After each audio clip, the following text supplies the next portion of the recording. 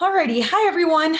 Thank you all for being here tonight. I know it's snowing in both Colorado and Wyoming right now, so we appreciate you spending your time here with us tonight. My name is Hannah Pogue, and I'm the operations manager for the League of Women Voters of Colorado.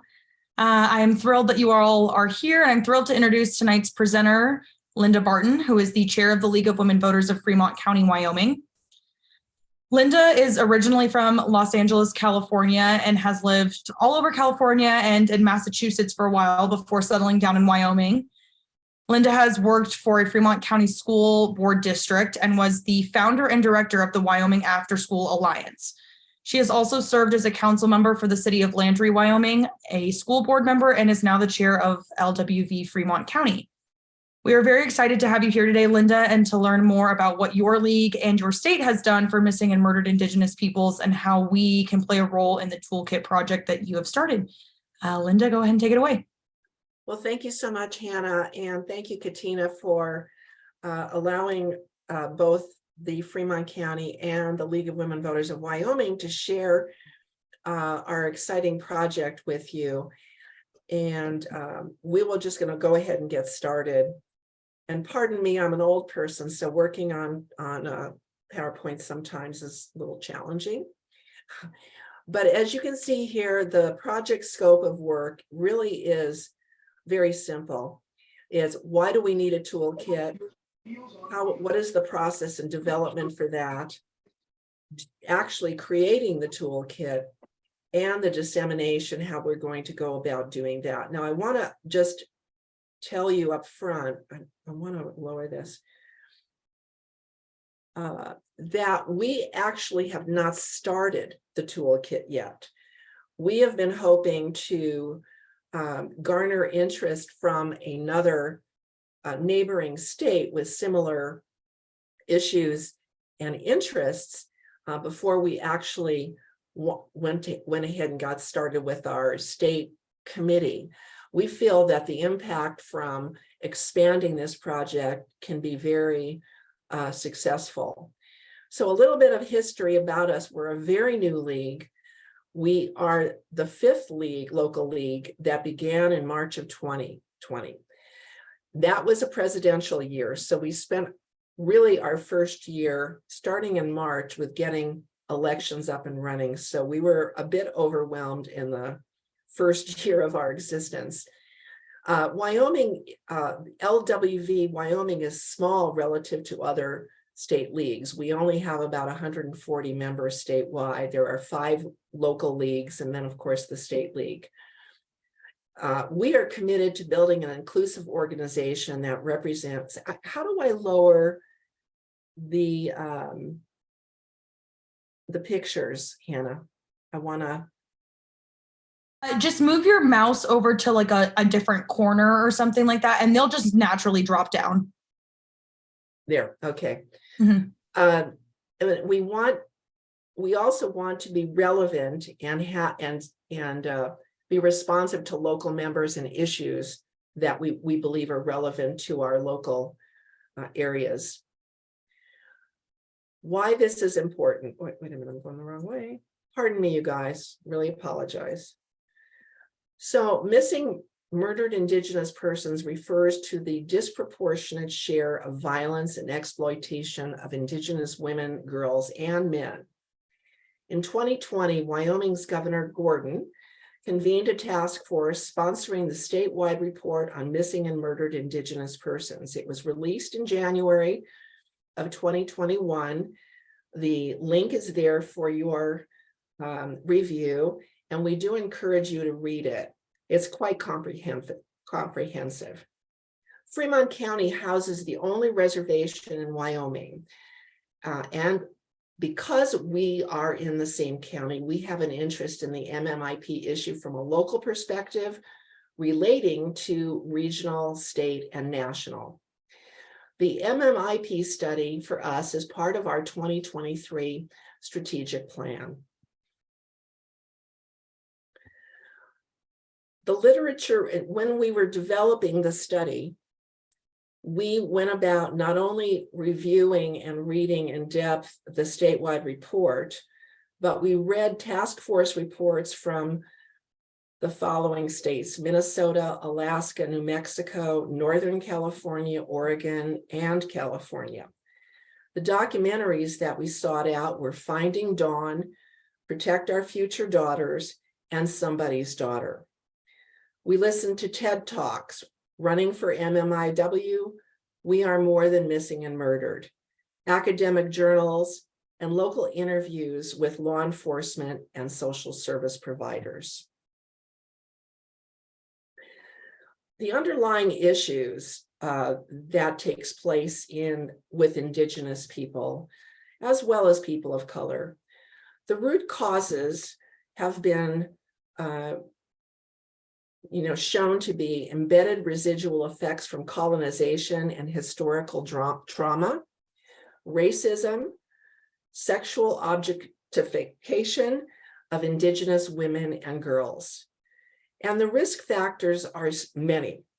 Poverty, of course, lack of housing, child welfare system, and the criminal justice system, the educational inequities, high unemployment, domestic violence, prostitution and trafficking, alcohol and drug abuse, and healthcare inequities.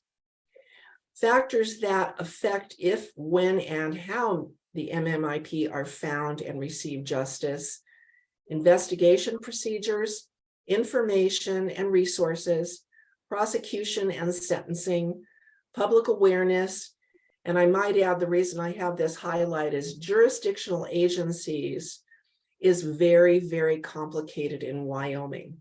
I'm not sure if it's the same in other states, but in our state, on the Wind River Reservation, it's very much an issue.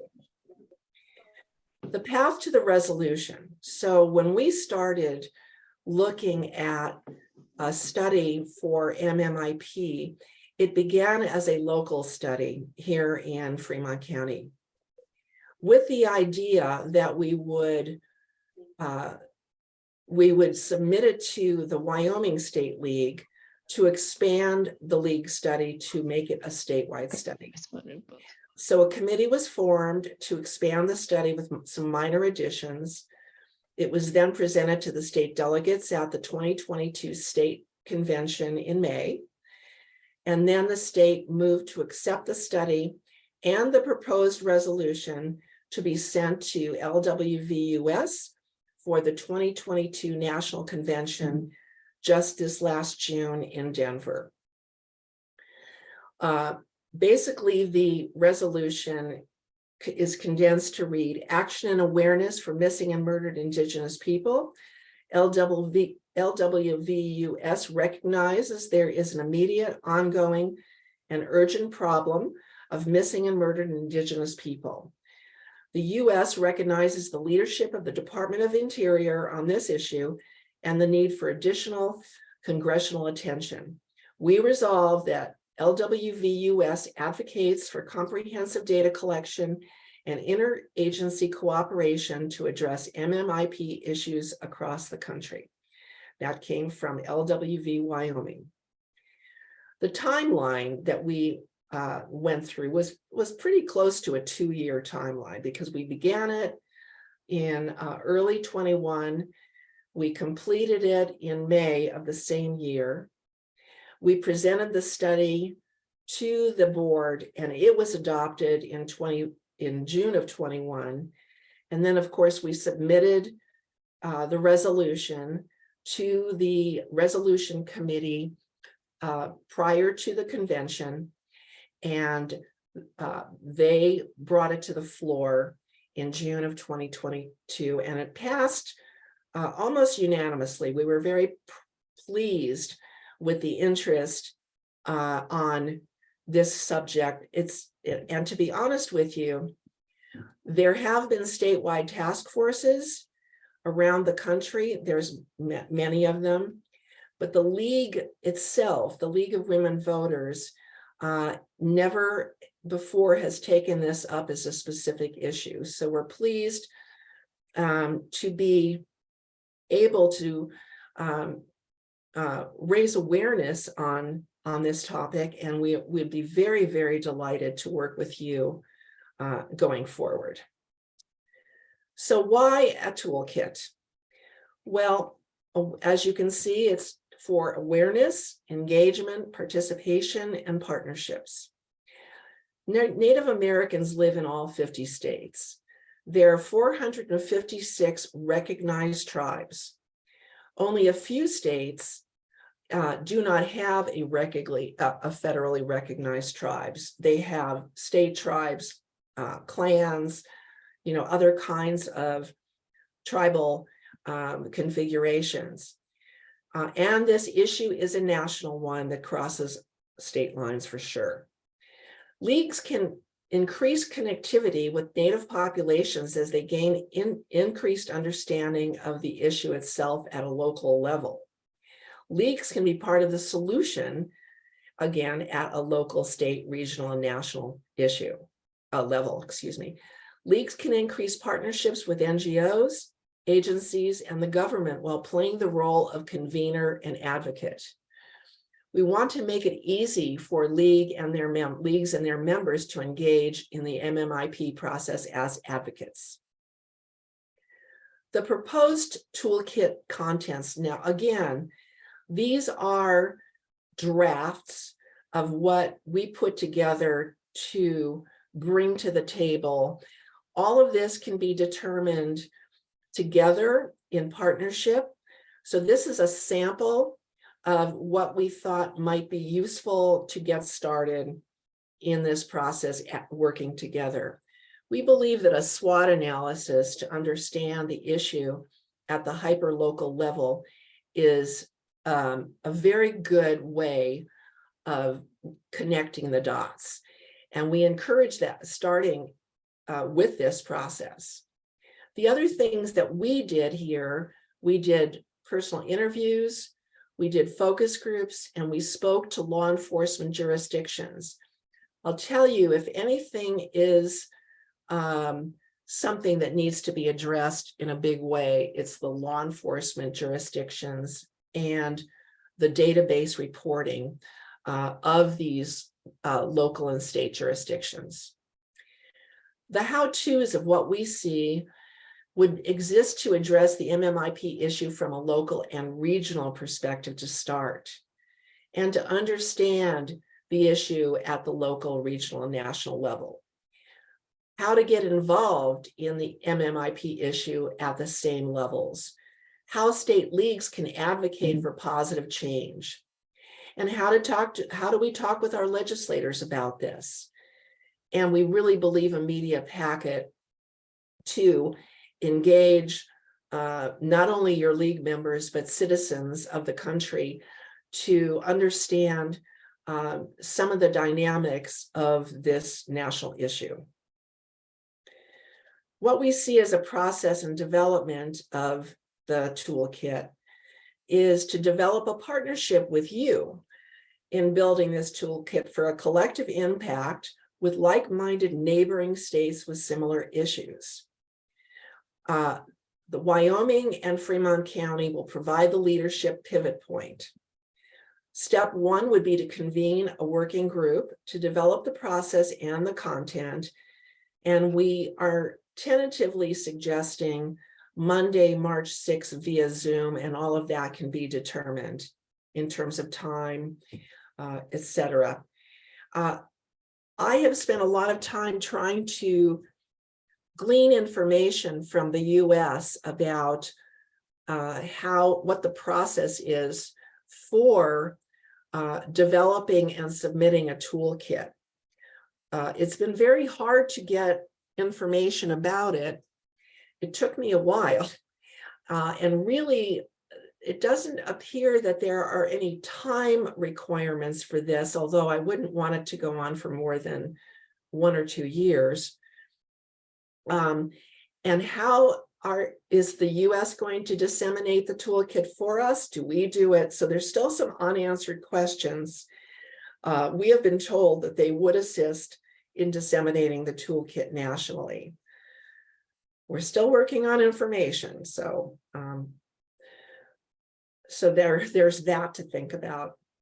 The current and future advocacies that we've been working on here in Wyoming, the House and Senate state legislature just passed a Shanti's bill, which is similar to an Amber Alert. Right now, Amber Alerts do not exist on the reservation. So this bill was extremely important to enable family and friends and missing persons to have a way to integrate adults into the state missing persons alert system. And it was signed by the governor yesterday. So this way, if somebody is missing, things can happen more rapidly with this alert system. We also are working on statewide screening. Who She Is in May is a documentary put on by Caldera Productions, and we are going to screen it, live stream it in May. So we hope that you will join us, and it's possible that we can connect you. I think the information, Rose Burke down here, if you want to also have a screening, she would be the gal to call. So the documentary highlights the lives of 4 women from the Wind River in Wyoming caught in the epidemic in the US. And this screening will take place before the statewide March for Justice on May 5th. This is an exhibit. It's hard to read. We can send you a hard copy of it, but this is a jurisdiction flow chart that came out of our final study. You can see the complexities here in the reporting system and how referrals are actually made. Many of you may already know how this happens. So it really matters if it's native upon native, if it's native upon non-native, or non-native upon native, if it happened in a local jurisdiction like Lander or Riverton, if it happened on the Wind River Reservation, if it happens on the highway. There are so many different law enforcement agencies that get involved with this, that when we started studying information from the databases, we only found that there were 3 complete databases out of the 13 that were available. So what is happening is a lot of law enforcement are not reporting, are not putting it in the database.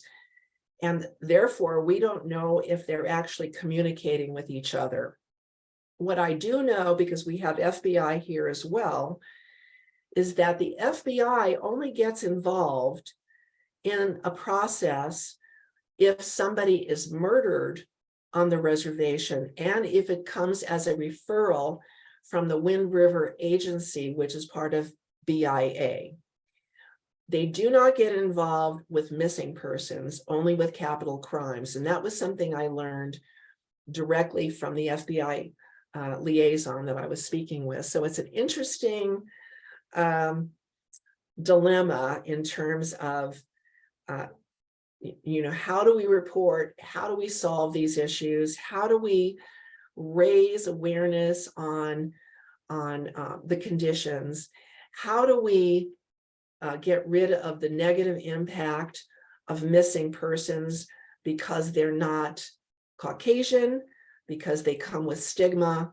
And those are the things that we'd like to share and develop in a media kit, how to actually raise awareness. So basically our wrap-up discussion, I'm going through this rather fast because I'd really like to just open it up to have an in-depth conversation. We think that league partnerships can be meaningful opportunities to learn, share, and advocate together on mutual issues such as diversity, equity, and inclusion, which is how we submitted this resolution, was under the DEI area. Our project mission is to continue to promote action and awareness for missing and murdered Indigenous people through a joint partnership between LWVWY and LWV Colorado. And we here are wanting to hear what you think. And if this project actually interests you, and ideas that you may have right off the top of your head that we can get started on. We also want to develop a joint committee. So we have a statewide committee, but we'd like to coalesce that with committee members from your league, whoever might be interested in that. Here's our contact information. Everybody, our Nancy Lockwood, our president, myself as chair of the local league, Michelle Escudero, who's been our education advocacy lead, and I have Hannah down here, who I'm sure you already know. So I'd just like to go back to this slide and open this up for discussion. You know, anybody, feel free, or put it in the chat. It looks like there's 8 chat members in here now that are making comments. Let me read them. Kate Foster, who's the VP of our local league, has put in the report, which I also have in there, but this way you can get it. It looks like somebody from the is it Ute? Mountain Ute tribe? Let's see. Yes, Linda, real quick, sorry, Silverton has their hand up. Silverton, would you like to go ahead and ask your question or add to the discussion? Hi, good evening. Thank you for letting me have a moment. My name is Silverton House Whitehorse. I'm a full-blooded Ute Mountain Ute tribal member here in Toyac, Colorado. We have three reservations, one in Utah in Fort Duchesne, one here in Toyac in the Four Corners, and one in Ignacio. I just would like to truly appreciate you and say thank you from the bottom of my heart. As a former Colorado delegate for the Congressional 3rd District for 2020, this was part of one of my missions while we were discussing the voting process and the what we were wanting to bring most important. And living here in the reservation, you see it firsthand from the mothers who lose their daughters, their sons. We lose our uncles, our brothers, our dads, and it's hard for us to call our local jurisdiction, or it's even hard for us to even call the county sheriff and to, you know, have that communication. But this is a step forward, a step in the right direction for Native Americans here in the United States. I truly applaud you for that. One thing that we have here in Colorado, a lady named Gina Lopez. She is a member of the Ute Mountain Ute tribal member. She works with an organization, and they are currently amending our Colorado MMIP to establish funding so that there is more of a strength to this amendment. And I highly encourage you to bring a tribal member, bring somebody who has passion for this, because it takes passion to really make sure that this goes from step A to finish. This really, yes, it touches my heart deeply, because in Four Corners, we are in a desert area, and it gives that opportunity for a person, a family member, to do something to a young child or even an elder and hide them from that member. And I listened to Trailing LMA, and that breaks my heart. But that woman traveled from Four Corners to Washington, D.C. to speak with the Interior Secretary, who is a Native American from our area, who is pushing this. And I'm so proud of her for doing this, yes, for us. I just want to say, just contact your local the reservation and see who has that passion, because Gina Lopez has that passion. She is, regardless of our tribe, if our tribe doesn't support her, our Southern Ute tribe supports her to the fullest, and she has my support. And this individual is is helping us here in Colorado, even though we only have a small amount of Native Americans, but this is a step forward to correcting the past of colonization, of taking our culture away or trying to take our culture away. And I just want to remind you, we are still here and we are part of this community. We are part of this great country that we call United States of America. We should come together. And I'm so proud to hear that Ashanti's bill was a unanimous support. It takes bipartisan support for these things to be even pushed forward. And it takes money too, also. That's the biggest thing too. But that's just what I wanted to tell you. And just listening to you, I'm so thankful, and bless you and bless your county and bless everyone for doing this for our community. And Well, thank you. Silverton, do you want to get involved in the committee? We'd love to have you. I'm an activist, and I've had to step down from several committees because I'm not ethical, like a movie once said, but I'm very just. I live in a county where we have our Montezuma County patriotism is very, very strong.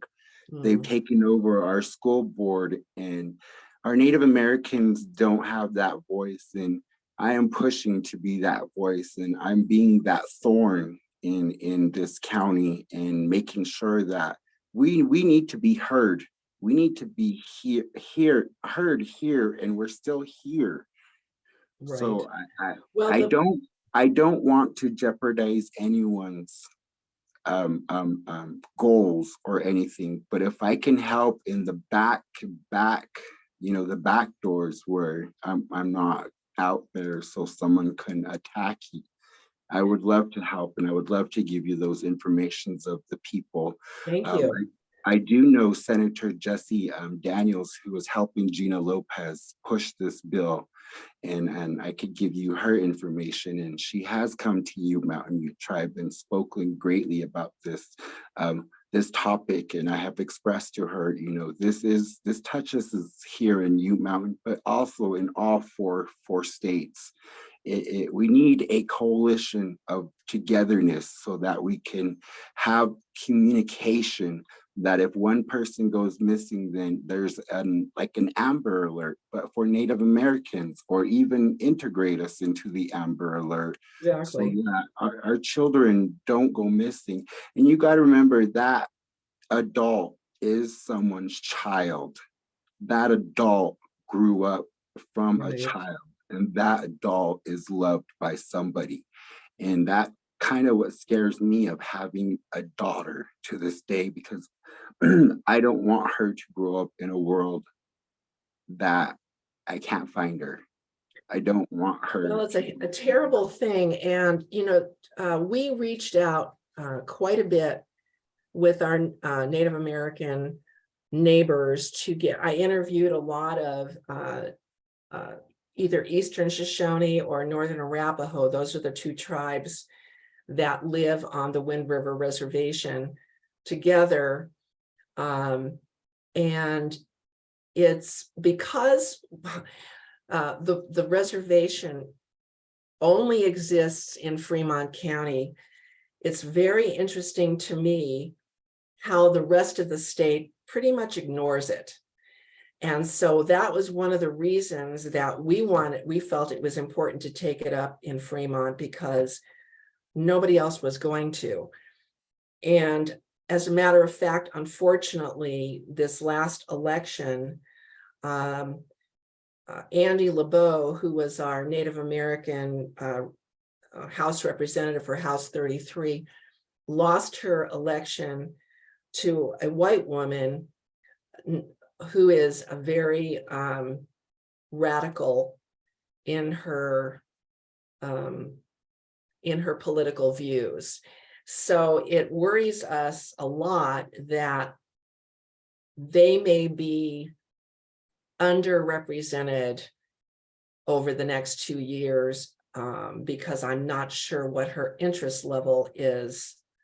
That's a whole other story. But anyway, So we're very anxious to work with the Indigenous folks from both states, get them involved.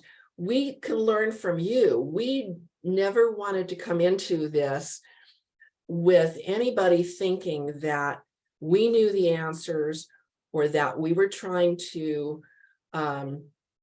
undermine anyone. The whole point was to promote and support the work of the reservations and help untangle the jurisdictional mess, really.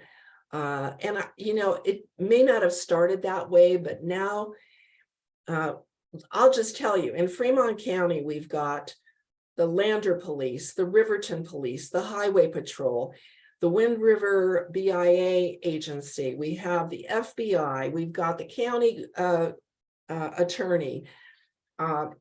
We are a county with 9 towns in it, and it's very broad. It's huge. The reservation actually has over 2.2 million acres of land. A lot of it is not occupied. I think there's about 27,000 population on the reservation, of which about 13 or 14,000 are broken down into the 2 tribes. So it's an area that, suffers economically, as does most reservations. And if we could be of any help, that was only our goal, not to circumvent any other advocacy or issues that were going on in the state. We have a very, very conservative state, as you know. So the fact that they actually passed, this is the first bill ever in the state legislature that passed unanimously in both houses. So it's a milestone for sure, What you described was exactly like our reservation here. The jurisdictions between our county and the BIA is very entangled. It's we get a lot of excuses. The one great thing we do have is a relationship with the state of Colorado and the lieutenant governor with our CCIA. I do know when we are not able to get answers from our county commissioners, we send it straight directly to the lieutenant governor for her follow-up, or her department to follow up. I do know education too is very lacking on reservations, especially when it comes to political knowledge or even the activism part. It's very intimidating to be an activist and being on the opposite side of your fellow people your fellow community people who have different opinions. And yes, and it's getting worse. It's getting much worse. And I won't stop. So I feel that we have a voice now and we need to keep it going. And again, if I can help, I put my email down and I could help you, send you to the directions. I do have, again, like I said, I do know a couple of state senators who are helping Gina Lopez, and I can get you in contact with Gina Lopez. And I'm pretty sure she'll be delighted to help, and I can help answer questions.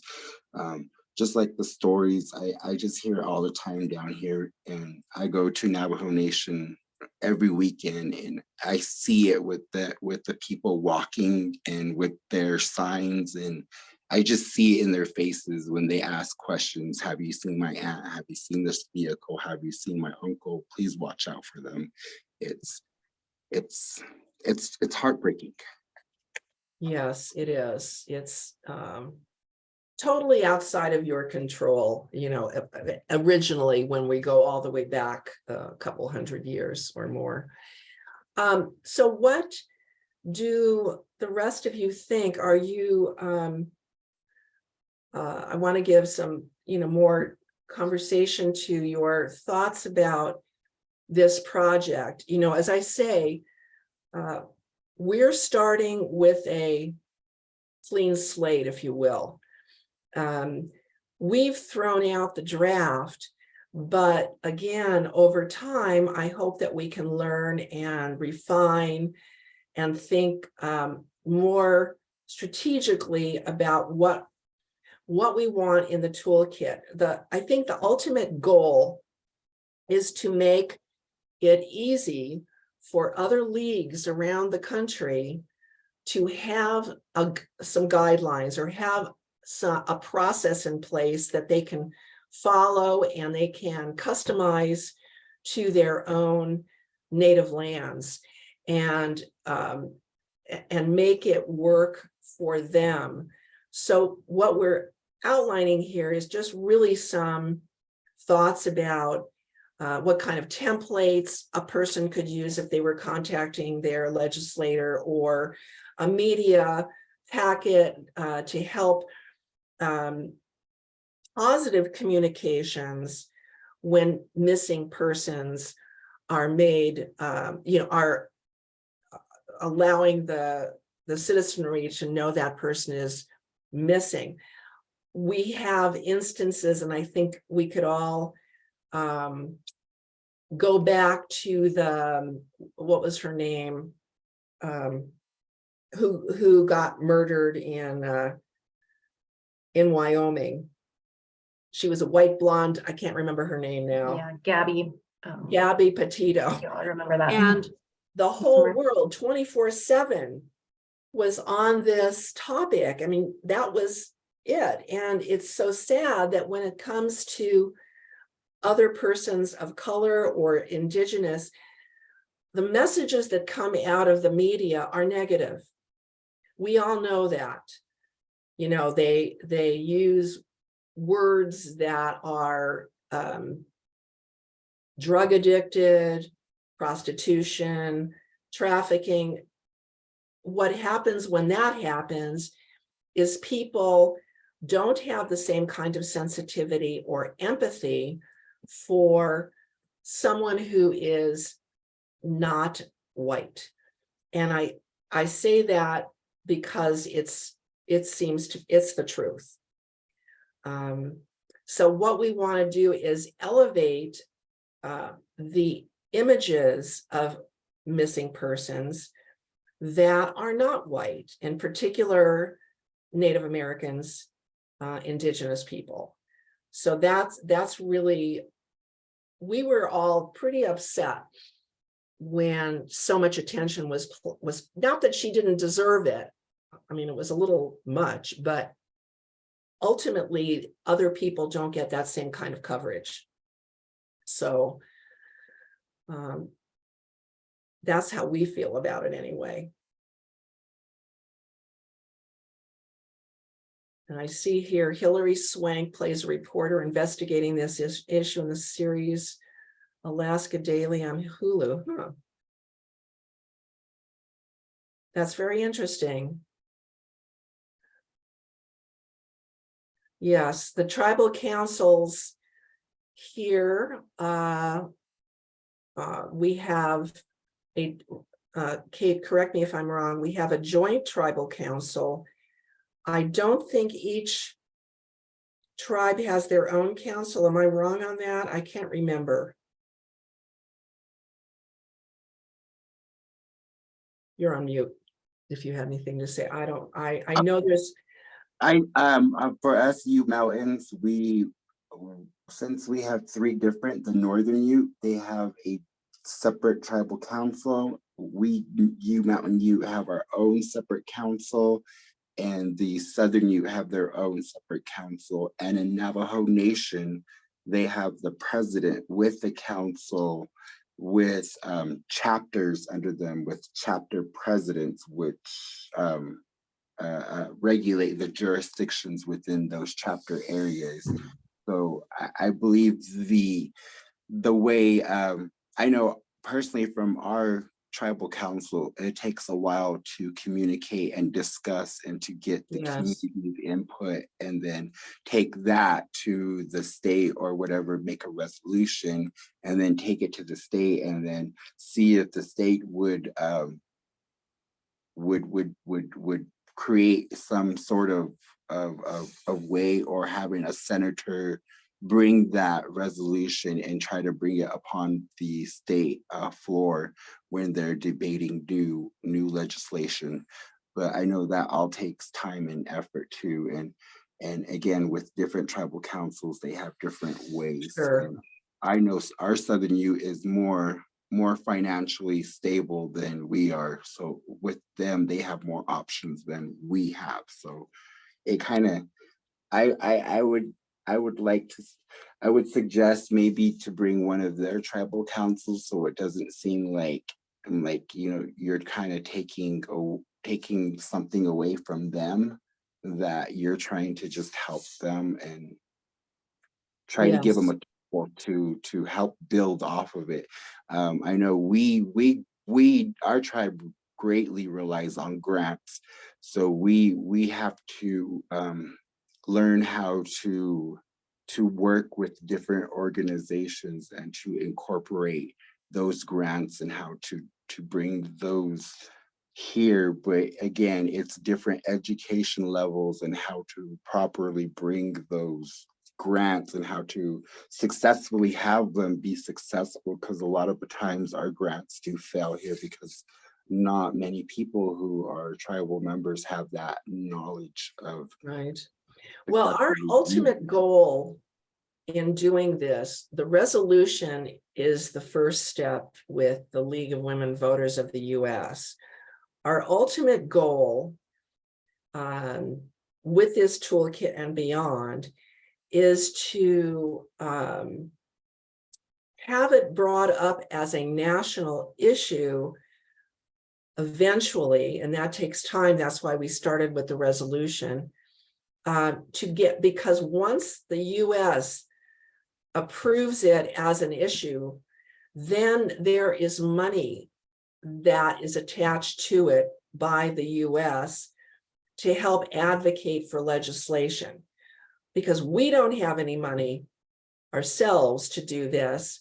The idea was to begin to work with other leagues, state leagues, so that we could go back to the state and say, we have a coalition of, let's just say, the Rocky Mountain states, for instance, which would be Montana, Colorado, Utah, Wyoming, New Mexico. And then we could have more leverage with the US to encourage them to take this on as a national issue, which it is. But to get them to take it on is a goal, because, as I say, because they have the money for the advocacy and the national level. They have that stream right directly to DC. So that's what we're working towards. And again, all ideas are welcome, because, like I say, we're sort of starting ourselves with this. And I hope, I don't know if you have to go back to your board, Hannah or Katina, and get authorization, or how do you see this working? If this is an idea that appeals to you. Yeah, absolutely. That is something that we'll, discuss with our board. And then, we have several different task forces that are state task forces for various different issues, gun violence prevention, climate, you name it. And so I think we could probably treat this as a similar process. In terms of how we started a new task force. It's not necessarily a lengthy or anything super formal, if you will. So, and I think also too, it's just seeing, and I know we have a lot of interested people in this topic and in this field. And so just getting the first steps of coordination and, establishment done there. And then I think it's just, people showing up for meetings and participating, which I know we have a lot of members who do that on the daily with our task forces. Yeah, we Well, just, we want to be with like you when we grow up, so. we, we actually just had, and I think Silverton just mentioned this in the chat, but we just had a climate emergency task force meeting, and it was talking about water equity on reservations, and we had 3 speakers for that. So I mean, at the very least, and I'll contact you after the fact, and just, there's 3 people that spoke that definitely you should be connected to, and you kind of start that conversation that way too, and start to, you know, create those connections with other tribes as well, because it could be something, of course, that's just, like you said, it's not just necessarily there. This is something that's nationwide. And so how do you put this together in a meaningful way, making sure that, of course, we're working in partnership. And since this really just happened last week, this is clearly on everyone's radar right now. So, but I'm not going to add to anything. Hannah knows the process is way more than I do. But I just know that this is obviously at top of mind, and we already have a few names and a few ways to connect you in the immediate. So That's great. And there are at least 2 people that are stuck in various parts of Wyoming without internet and services. So they're not on the call tonight, but they were both very, others too, instrumental in helping with the resolution, our original committee. And of course, we want to engage with more. And to answer your question, Silverton, we have not gone to the Navajo Nation because we are a small group and we just started in Wyoming.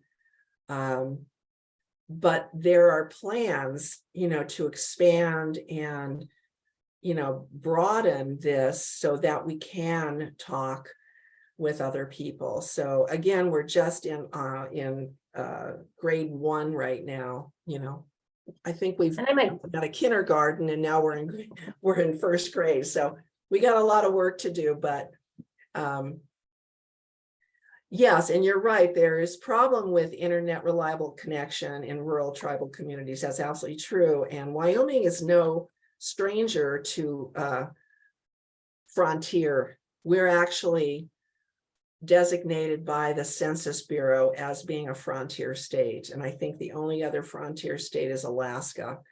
So yeah, even people in towns or outside of towns, not necessarily even on the reservation, don't get good internet connections. So it's a problem, big problem. But any other thoughts? Or it's 6:20. We still have about 10 more minutes if you want to have other conversation or thoughts about, you know, next steps. there's actually a question from Ruthie Rockwell in the chat. It's much earlier in the Zoom, someone said that some law enforcement agencies outside reservations were broadcasting and acting upon reports of missing persons, and that some agencies were not. Is there some agency that can influence and motivate the agencies that are not acting upon the reports? Not in Wyoming. We've got, I don't know how to describe. Wyoming is an interesting place. That's all I can say, but it's, they have all the local control. And while they say they work together, it doesn't seem to be noticeable because the information is not readily accessible on databases. And that's one of the things that we'd like. I don't know that, you know, our leagues in and of themselves can push that. I think we have to have a broader coalition of people with more connections than just us. I mean, I feel in the long run it will work because Deb Hyland wants it to work. So I know that she's working on it. And it's just going to be a matter of finding the right people to take this on. And, you know, if the sheriff doesn't want to post, I know here in our town in Lander, they the local land or police will not participate. They won't even go to meetings. So, you know, it's bad. Yeah. So we're going to have to work on it. Oh my God. Ah. You have Bobert. I'm sorry. That's all I can say is I'm sorry. That's okay. We have the same problems here. But anyway, so ladies, what do you think? I think if there's none, oh, sorry, I'm not going to jump in. This is Hannah's to run. I'm so sorry. No, please feel free to add to this, Katina. I think we can discuss with you and your team the best ways about going out communication between leagues and just making sure that everyone's on the same page and go from there. As Katina said from our previous meeting last week, we do have 3 really great contacts who are also, all 3 of them are on several different boards for different organizations, their own tribes. You know, there's a lot of Sure. coverage there that I think we can get in Sure. contact with, and just kind of gaining interest for that. If people on this call are interested in joining the committee, please feel free to email Linda. Her email was in the slide. I can also send it out in a follow-up email. Please feel free to email me, Katina, anyone, just so we can all, you know, make sure who's interested and who wants to be part of this, and make sure you have Zoom information for the first meeting.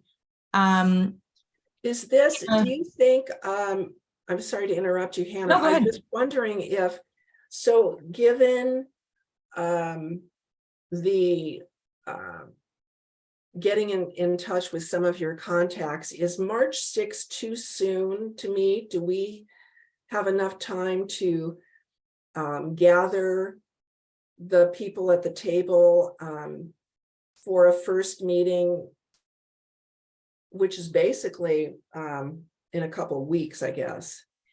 Yeah, I think so. I think at least we can reach out to, you know, said contacts and get our name out there and tell them what our plan is, what we're trying to do.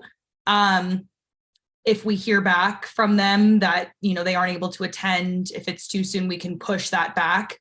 But I think first steps are just making sure we get in contact with those people, which Katina and I can email you, you know, tomorrow morning, tonight, whatever, those names.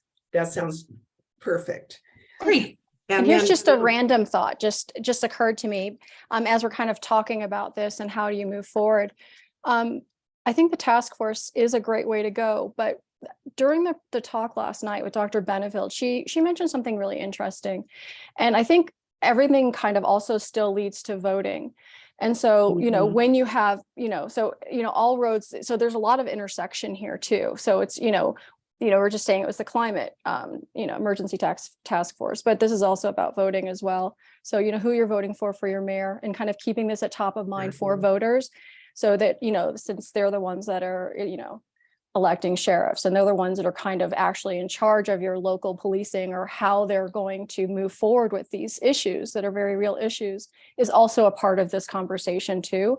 And that's just, I think we might all know that, but it just literally was something that was said last night. And it's just so true. If we just kind of have all of these things working together, then you do get to your goal, like you said, in a year or two, but they all have to be working together, especially during another election cycle. So I couldn't agree with you more. Yes. I think what happened in House District 33 is a good example of what you're talking about there.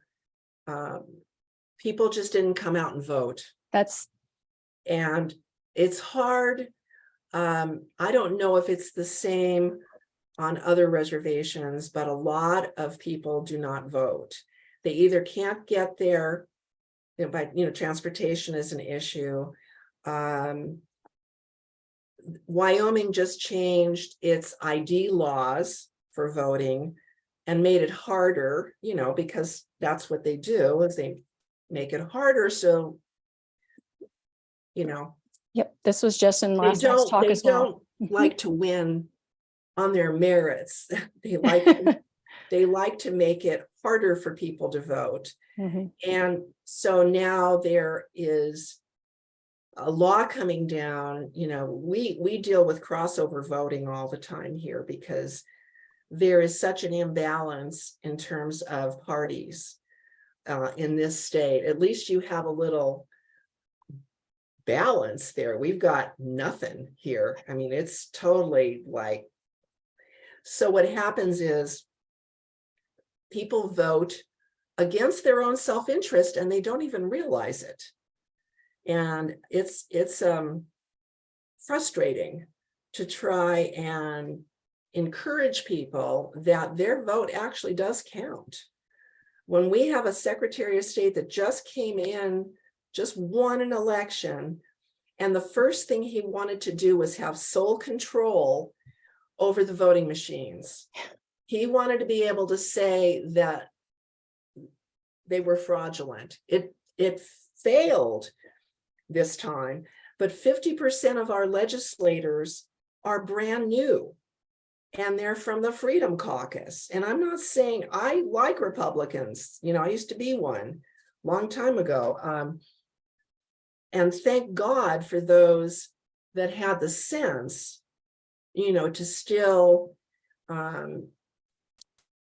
believe in the right thing to do. And so I don't want to sound partisan here, but I think we're among friends. So it's a fight, Mhm. you know, just to get the word out on things and to get people to understand that it's not about voting for an R or a D, but it's voting for somebody that represents your, you know, your interests. And it's worrisome. So anyway, it's 6:29. I don't want to keep you ladies, but let's do what Hannah suggested. And if we could get a list going, I think a good distribution list is maybe one of the first things that we should do to get together and be able to communicate that way. I don't know how we use Constant Contact here in Fremont County, and we can send out messages that way if you like. Okay, yeah, I say let's get together tomorrow and we can kind of discuss the logistics of emailing and communications and whatnot. And I know some people are dropping off the meeting, but just to remind everyone, if you are interested, please feel free to email me or Linda or Katina. Kate is on here as well. So please, you know, email one of us and we will make sure to, you know, get everyone in contact with each other. And then Linda, we can all discuss this tomorrow about the best ways to go about distribution lists and communication outside of this Zoom meeting. So Sounds great. Perfect. Well, I want to thank everyone for coming tonight, and thank you, Linda, so much for such an amazing presentation and for giving us so much insight on what your league has done. And I know a lot of us are really excited to work on this project together and just to be educated on this topic. So thank you again. And I hope everyone stays safe. I know it's snowing in both places right now, so please be careful. And otherwise, everyone have a great night. Thank you, Hannah, and thank you, Katina, for the opportunity. Our league and the state league really appreciates it, and we look forward to working with you. And thanks everybody who's still on the call for your interest in working with us. We really appreciate it. Thanks so much.